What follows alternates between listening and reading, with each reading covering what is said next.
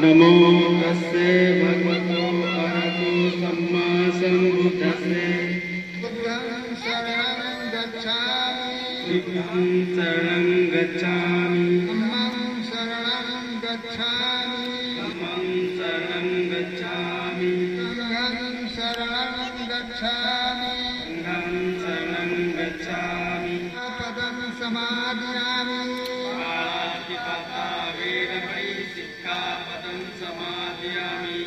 आदिन्नादाना वेदमणि सिक्खापदं समादयामि। आदिन्नादाना वेदमणि सिक्खापदं समादयामि। कामेषु मिथ्याचारा वेदमणि सिक्खापदं समादयामि। कामेषु मिथ्याचारा वेदमणि सिक्खापदं समादयामि। मूषावादा वेदमणि सिक्खापदं समादयामि। मूषावादा वेदमणि सिक्खापदं समादयामि। सुरामेरयमद्यपमादट्ठाना वेदमणि सिक्खापदं समादयामि। सिक्खापदं समादयामि। साधु साधु साधु साधु।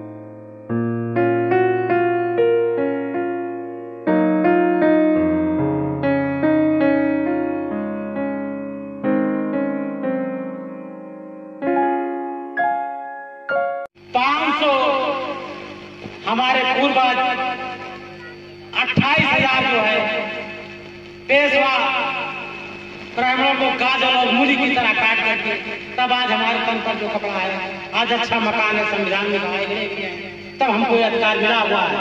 आज का दिन बहुत महत्वपूर्ण दिन है। आज ही के दिन हमारे पूर्वजों ने बहुत हिम्मत और साहस के साथ, क्योंकि 500 लोग 28,000 लोगों को गाजर मूली की तरह काट देना कोई आम बात नहीं है, ये बहुत बड़ी बात है।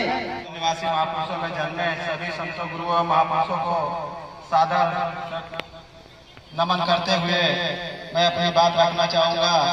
यहाँ पे उपस्थित सभी जितने भी हमारे भाई और बड़े बुजुर्ग हैं, उनका भी सादर अभिनंदन करते हुए मैं कहना चाहता हूँ कि आज 1 जनवरी को जो अम्बेडकर पार्क में जो लोग उपस्थित हुए हैं, ये सौर दिवस क्यों मनाया जाता है, थोड़ा उसके बारे में बताना चाहूँगा कि आज से लगभग 3504,000 वर्ष पूर्व हमारे देश में सोने की चिड़िया कहा जाता था। उसका भी कोई कारण था कि सोने की चिड़िया कहा क्यों जाता था। उससे पहले हमारे देश में एक सभ्यता चलती थी, हमारे कुछ पढ़े लिखे लोग उस चीज को समझते होंगे, जिसको कहा जाता था द्रविड़ सभ्यता। द्रविड़ सभ्यता को आज के 3,500 या 4,000 वर्ष पहले द्रविड़ सभ्यता को खत्म करने के बाद में जो हमारे देश में जातियों की उत्पत्ति हुई, उस उत्पत्ति में एक आज से लगभग 400 या 500 वर्ष पूर्व एक बाजीराव पेशवा नाम का एक व्यक्ति आया था महाराष्ट्र में।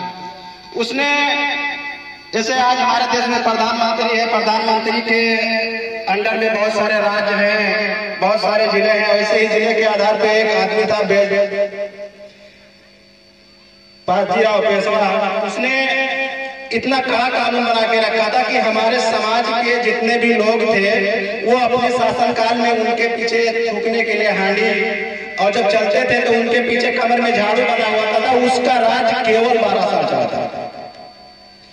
इस इतनी बड़ी कड़ी सजा पाने के बाद में जब हमारे समाज के लोगों ने सोचा, उससे तंग आए, तो उन्होंने उसके विरोध में अपने कदम उठाए, उसकी सैनिक नीति से ज्यादा।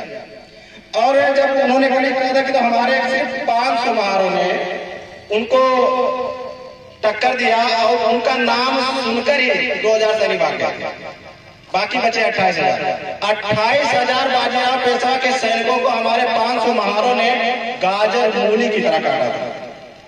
इतने ताकतवर इंसान और इतना ताकतवर हमारा इतिहास, जिसको द्रविड़ सभ्यता की तरह हमारा इतिहास जमीनों में दफन कर दिया गया।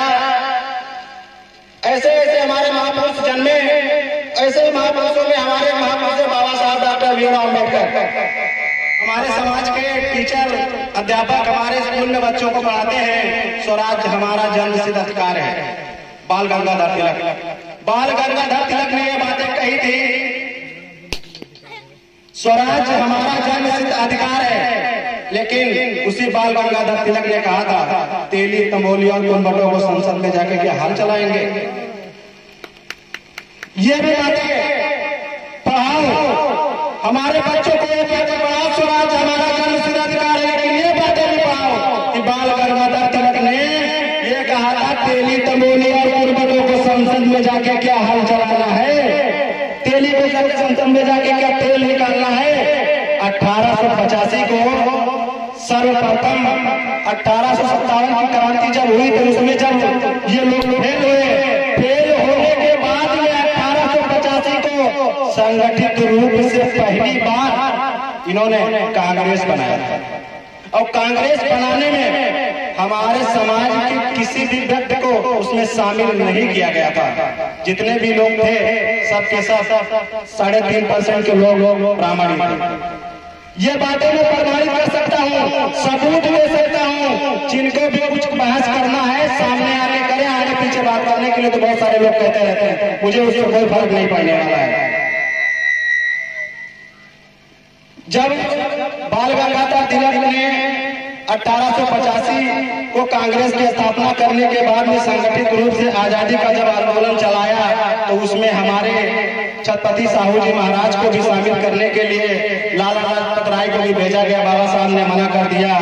छत्रपति साहू जी महाराज को भी बुलाया गया, आंदोलन में शामिल करने के लिए भेजा गया। छत्रपति साहू जी महाराज उस समय कोल्हापुर स्टेट के राजा थे। उनको भी उनका एक विधान, जैसे हमारा आज संविधान चलता है, संविधान में उनका भी एक संविधान था। सबसे पहले चलता था मनुस्मृति। मनुस्मृति कहती है शूद्रों को न पढ़ने का अधिकार है, न संपत्ति रखने का अधिकार है, न उनको राजा बनने का अधिकार है। मतलब उनके जितने भी हक अधिकार आपको आज में मिले पड़े हैं वो सारे हक अधिकार, उनका जो ग्रंथ था वो कहता था आप इस लायक नहीं। सीधी भाषा में कहा जाए नालायक।